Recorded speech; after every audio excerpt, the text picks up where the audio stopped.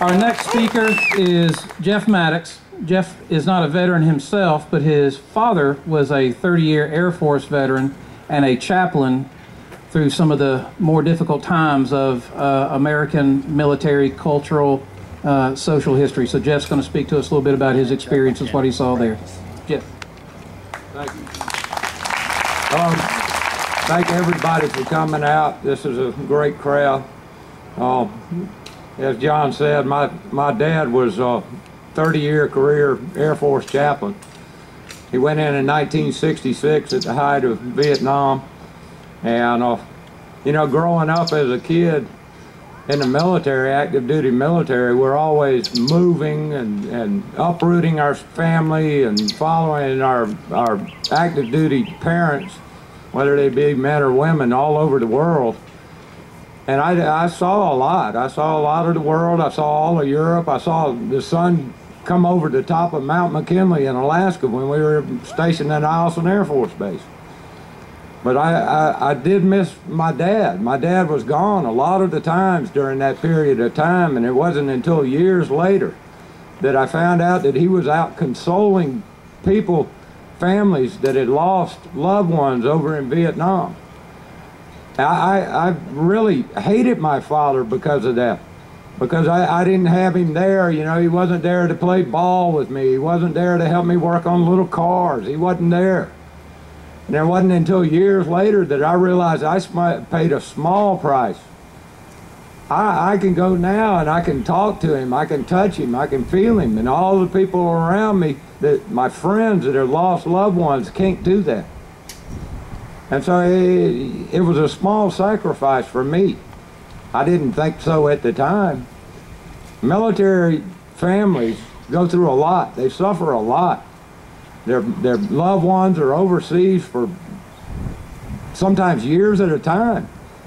I remember in Vietnam, Dad was over in '69, and we used to get these reel-to-reels, and we'd all sit around, Mom and my brother and my sister, and listen to Dad's voice. And then we'd turn around and we'd make one of those and we'd send it off.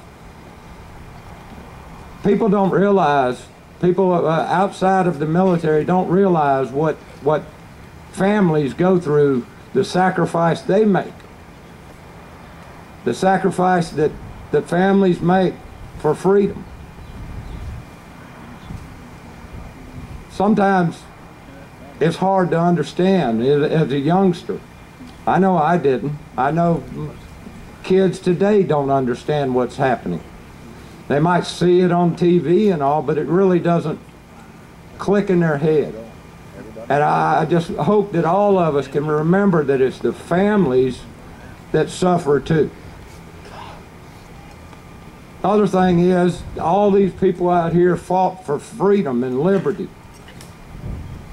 We cannot forget that we've got the same duty, the same honors. Duty, honor, country. As civilians, we have that same obligation. We have to be vigilant, and we've lacked in that vigilance. Our trouble's not with politicians, it's not with the governments, it's with us.